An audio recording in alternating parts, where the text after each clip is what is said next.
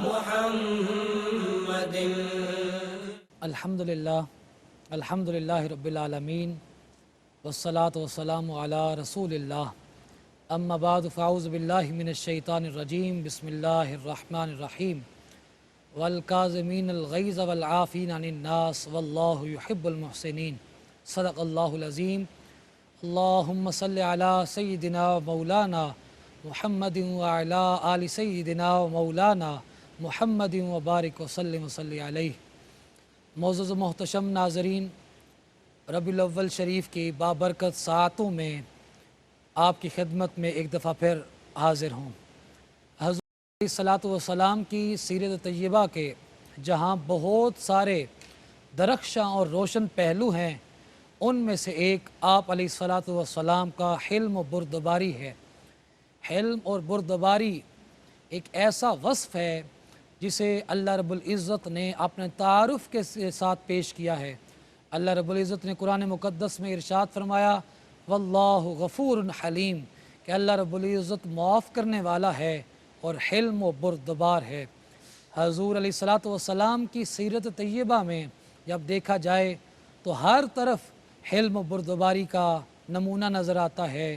اپنوں کے ساتھ بھی حلم و بردباری کا مظاہرہ، دشمنوں کے ساتھ بھی حلم و بردباری کا مظاہرہ حضور علیہ الصلاۃ والسلام نے فرمایا ہے. حضرت انس بن مالک رضی اللہ تعالی عنہ سے روایت ہے کہ حضور علیہ الصلاۃ والسلام نے ارشاد فرمایا جب معراج کی رات اللہ کے اذن و حکم سے جبرائیل مجھے جنت کا مشاہدہ کروا رہے تھے، جنت کی سیر کروا رہے تھے، اس وقت میں نے دیکھا کہ ایک بڑے خوبصورت اونچے اونچے محل ہیں. میں نے جبرائیل سے پوچھا جبرائیل یہ کن کے محل ہیں؟ جبرائیل امین نے عرض کیا رسول اللہ صلی اللہ علیہ وسلم یہ محل آپ کی امت میں سے ان لوگوں کے ہیں جو غصے کو پینے والے ہیں، لوگوں کے ساتھ درگزر کرنے والے ہیں اور لوگوں کی غلطیوں کو معاف کرنے والے ہیں، یعنی کہ حلم اور بردباری کا جو مظاہرہ کرنے والے ہیں.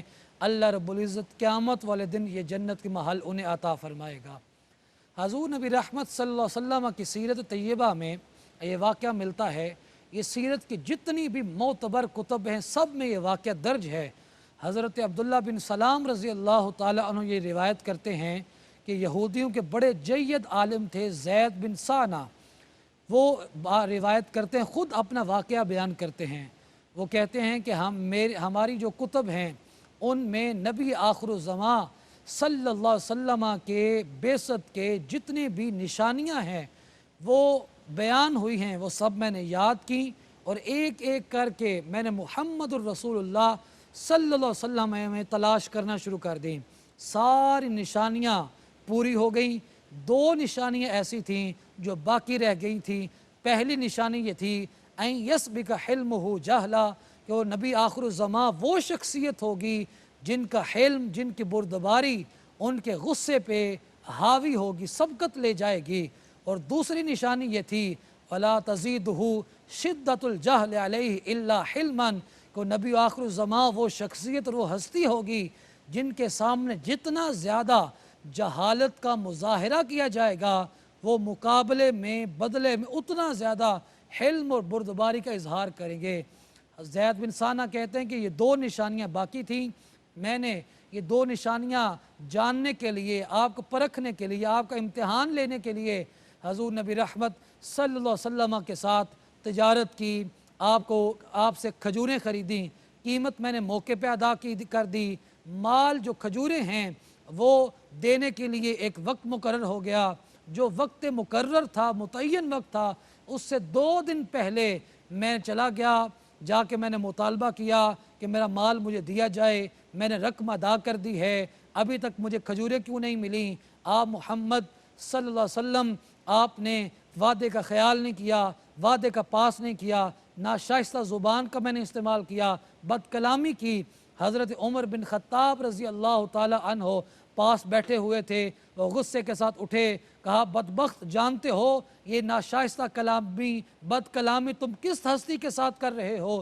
حضور نے بڑی حلم اور بردباری کا مظاہرہ کرتے ہوئے ارشاد فرمایا عمر غصہ کرنے کی ضرورت نہیں ہے، بلکہ یہ تمہارا طریقہ بھی ٹھیک نہیں. تمہیں چاہیے یہ تھا کہ مجھے کہتے کہ یہ رسول اللہ सल्लल्लाहु अलैहि वसल्लम जो आपने वादा किया है, आपने कीमत ले ली है, इसका माल, इसकी खजूरें इसे वापस कीजिए और इसे कहते कि तुम अपना मुतालबा शाइस्तगी के साथ करो, उमदगी के साथ करो, मुनासिब अल्फाज के चुनाव के साथ करो, तुम दोनों को समझाते।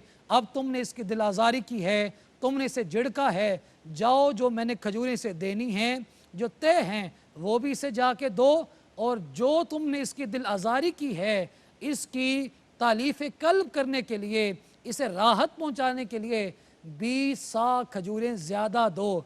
हज़रत उमर बिन ख़त्ताब उसे साथ लेते हैं, साथ लेने के बाद उसे जो तयशुदा खजूरें थी वो भी देते हैं, और रसूल मुकर्रम सल्लल्लाहु अलैहि वसल्लम के फरमान के मुताबिक आप 20 सा खजूरें ज़्यादा भी देती हैं। जब 20 सा ज़्यादा खजूरें मिल जाती हैं, ज़ैद बिन साना कहते हैं कि मैंने उमर बिन ख़त्ताब को मुखातब किया और कहा, ए उमर, फ़उशहिदुका अन्नी रदीतु बिल्लाहि रब्बन व बिल इस्लाम दीनन व बि मुहम्मदिन नबियन, कि मैं आपको गवाह बना के कहता हूँ, मैंने ये सारा मामला, ये निशानियाँ देखने के लिए की थी, हमारी कुतुब में ये निशानियाँ दर्ज थीं। ऐ यसबिका हिल्मुहु जहला, कि नबी आखिर ज़मां वो हस्ती है जिसका हिल्म उसके गुस्से पे सबकत ले जाएगा। वला तज़ीदुहु शिद्दतुल जहले अलैहि इल्ला हिल्मन, और उनके सामने जितनी ज़्यादा बदतहजीबी, बदकलामी की जाएगी,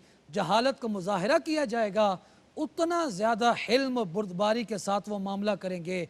मैंने ये 2 निशानियाँ देखनी थी, मैंने देख लिया है। बदकलामी मैंने इसलिए की थी, नाशाइस्ता गुफ्तगू मैंने इसलिए की थी, बदतहजीबी मैंने इसलिए की थी कि मैं देखना चाहता था।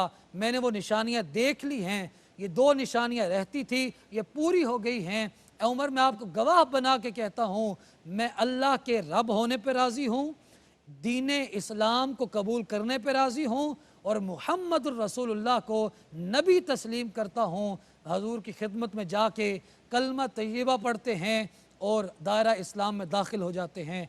हजूर नबी रहमत सल्लल्लाहु अलैहि वसल्लम का हिल्म और बुर्दबारी की वजह से हजूर अलैहिस्सलातु वस्सलाम की उम्मत में इजाफ़ा हुआ। ज़ैद बिन साना जो यहूद के बहुत जय्यद और बड़े आलिम थे, उन्होंने अपने साबका दीन को, मज़हब को छोड़ा और हजूर अलैहिस्सलातु वस्सलाम के कदमों के साथ वाबस्ता हो गए। हजूर की सीरत तैयबा में हमें ये वाक़या मिलता है, जब हजूर अलैहिस्सलातु वस्सलाम अहले मक्का से जब आपने तबलीग करना शुरू की, अहले मक्का ने तबलीग का इनकार किया, दावत को मानने से इनकार किया, आपकी दावत व इरशाद को रद्द किया। उस मौका पे हजूर अलैहिस्सलातु वस्सलाम अल्लाह के इज़्न और हुक्म से ताइफ की तरफ रजू करते हैं। अहले ताइफ को जाके, ताइफ के सरदारों को जाके दीन इस्लाम की दावत देते हैं, अल्लाह की तौहीद का ऐलान करते हैं। ओ बदबख्त, हजूर अलैहिस्सलातु वस्सलाम को एक दावत भी कबूल करने से इनकार करते हैं, आपके ऊपर पत्थर भी बरसाते हैं, कई मील तक आपके जिस्म अतहर को पत्थरों के साथ मारा जाता है, आपके जिस्म अतहर से लहू मुबारक निकलता है और वो सरकता हुआ कदमैन शरीफैन तक पहुँचता है। आपके जो नालैन थे और आपका जो पाँव मुबारक था वो आपस में इस कदर जुड़ जाते हैं कि उसे अलग करने में दिक्कत और दुश्वारी और तकलीफ़ का सामना करना पड़ता है। इतनी ज़्यादा तकलीफ़ का सामना करना पड़ता है, लेकिन उस वक्त भी रसूल मुकर्रम सल्लल्लाहु अलैहि वसल्लम ने हिल्म और बुर्दबारी का इजहार किया। अल्लाह के इज़्न से फरिश्ते आए, या रसूल अल्लाह हुक्म इरशाद फरमाइए, अभी इन दोनों बस्तियों को आपस में मिला देंगे, इनका नामो निशान मिट जाएगा। लेकिन हजूर ने इरशाद फरमाया, अल्लाहुम्मा हद कौमी फ़इन्नहुम ला यालमून, कि अल्लाह मैं अपनी कौम की हिदायत की दुआ करता हूँ, ये मेरे मुकाम मर्तबे से, मेरे मनसब से वाकिफ़ नहीं है।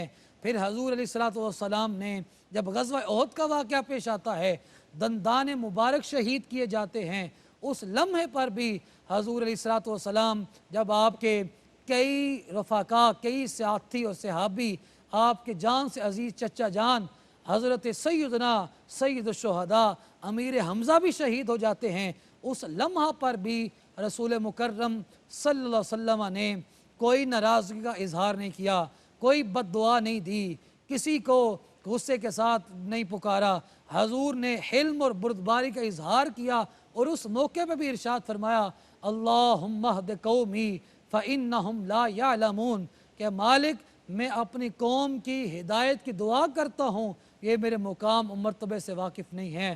حضور علیہ الصلوۃ والسلام کا جو حلم تھا، جو آپ کی بردباری تھی، اس کی وجہ سے حضور علیہ الصلوۃ والسلام کے حلم اور بردباری کا مظاہرہ کرنے کی وجہ سے ہزاروں کی تعداد میں جو غیر مسلم ہیں، جو کافر ہیں، جو آپ علیہ الصلوۃ والسلام کو زد و کوب کرنے والے ہیں، جو آپ کے راستے میں کانٹے بچھانے والے ہیں، آپ کے صحابہ کو تکالیف دینے والے ہیں، ان کو اللہ رب العزت نے نور ہدایت سے آشنا فرمایا۔ حضور علیہ الصلوۃ والسلام جب فتح مکہ ہوتا ہے، حضور علیہ الصلوۃ والسلام فاتحانہ انداز میں مکہ مکرمہ میں داخل ہوتے ہیں۔ اس موقع پہ صحابہ نعرہ بلند کرتے ہیں کہ آج بدلہ لینے کا دن ہے، لیکن حضور علیہ الصلوۃ والسلام کے ساتھ 10,000 کا لشکر جرار ہے، لیکن اس وقت بھی حضور علیہ الصلوۃ والسلام کی گردن حلم و بردباری، عاجزی اور انکساری کے ساتھ اللہ کے حمد و ثنا بیان کرتے ہوئے جھکی ہوئی ہے، اور حضور علیہ الصلوۃ والسلام کی پیشانی اونٹ کی کوہان کے ساتھ لگ رہی ہے۔ عاجزی کا، بردباری کا، حلم کا یہ عالم تھا کہ رسول مکرم صلی اللہ علیہ وسلم نے آج بدلہ لینے کا دن نہیں ہے، بلکہ آج اللہ کی حمد و ثنا بیان کرنے کا دن ہے۔ آج لوگوں کی غلطیوں کو مواخذہ کرنے کا دن نہیں ہے، بلکہ ان کی غلطیوں کو معاف کرنے کا دن ہے۔ رسول مکرم صلی اللہ علیہ وسلم نے نہ صرف ان سارے مکہ والوں کو معاف کیا، حضرت اکرمہ بن ابی جہل کو، جو ابو جہل کے فرزند ہیں، وہ انہیں بھی نہ صرف معاف کر دیا۔ ابو جہل جو مرتے وقت تک جس کا اکڑ، غرور، تکبر یہ تھا کہ وہ صحابی حضرت عبداللہ بن مسعود آپ کے سینے پہ بیٹھے ہوئے تھے، اس نے کہا گردن نیچے سے کاٹنا تاکہ جب یہ گردن پڑی ہو لوگوں کو علم ہو سکے یہ ایک سردار کی گردن ہے۔ اس ابو جہل کے بیٹے اکرمہ نے بھی جب اسلام قبول کیا، حضور کے دامن شفاعت کے ساتھ وابستہ ہوئے، حضور کے دامن کرم میں آئے، تو حضور نے ارشاد فرمایا اکرمہ میں تجھے 2 انعام عطا کرتا ہوں، اسلام قبول کرنے کی وجہ سے 2 انعام تیرے میں نامہ اعمال میں لکھتا ہوں، تیرے جول میں ڈالتا ہوں۔ حضور حکم ہو، حضور نے ارشاد فرمایا اسلام قبول کرنے کی وجہ سے پہلا انعام یہ ہے میرا مالک تجھے شہادت کا مرتبہ عطا فرمائے گا، اور دوسرا انعام یہ ہے کہ تیرے بیٹے کو بھی شہادت کا تاج پہنایا جائے گا۔ یہ حلم و بردباری کا ہی سبق ہے کہ حضور علیہ الصلوۃ والسلام کی جناب میں جان کے پیاسے بھی آتے ہیں، کلمہ پڑھتے ہیں، حضور ان سب کو معافی عطا فرما دیتے ہیں، حلم و بردباری کا ثبوت دیتے ہیں۔ حضور علیہ الصلوۃ والسلام کے جو چچا جان سے عزیز چچا حضرت سید الشہداء امیر حمزہ کا جو قتل کرنے والے تھے وحش بن حرب، جب انہوں نے اسلام قبول کیا، حضور نے حلم اور بردباری کا ثبوت دیتے ہوئے انہیں بھی معافی عطا فرما دی۔ حضور علیہ الصلوۃ والسلام کی زندگی مبارکہ میں ایسے لا تعداد اور بے شمار ان گنت واقعات ہیں جن کے اوپر اگر کوئی عام ہستی ہوتی، کوئی عام شخصیت ہوتی، کوئی عام انسان ہوتا، یقیناً گردنیں اتاری جاتی، لیکن حضور علیہ الصلوۃ والسلام کو اللہ رب العزت نے رحمت للعالمین بنا کے بھیجا، حلم اور بردباری کا پیکر بنا کے بھیجا۔ حضور علیہ الصلوۃ والسلام کو ساری کائنات کے لیے، پوری انسانیت کے لیے مشعل راہ بنا کے تخلیق کیا اور مبعوث کیا۔ حضور علیہ الصلوۃ والسلام نے ہر موقع پہ حلم اور بردباری کا ثبوت دیتے ہوئے لوگوں کو معاف کیا، لوگوں کو سینے کے ساتھ لگایا، لوگوں کو اپنے دامن کرم میں لیا، تاکہ میرا مالک ان کا جو ٹوٹا ہوا تعلق ہے وہ واپس اپنے ساتھ جوڑے۔ اللہ رب العزت ان ربیع الاول شریف کی مقدس اور بابرکت گھڑیوں میں ہمیں حضور علیہ الصلوۃ والسلام کی ہر سنت مبارکہ پر عمل پیرا ہو کے زندگی گزارنے کی توفیق عطا فرمائے۔ قرآن مقدس نے کہا ہے وَالْكَاظِمِينَ الْغَيْظَ وَالْعَافِينَ عَنِ النَّاسِ وَاللَّهُ يُحِبُّ الْمُحْسِنِينَ، کہ اللہ رب العزت جو غصے کو پینے والے ہیں، لوگوں کو معاف کرنے والے ہیں، ان لوگوں کو جو احسان کرنے والے ہیں انہیں محبوب رکھتا ہے، دوست رکھتا ہے۔ اللہ رب العزت مجھے اور آپ کو صحیح معنوں میں اپنے اور اپنے حبیب کی غلامی کی نعمت عطا فرمائے، آمین۔ وما علینا الا البلاغ المبین۔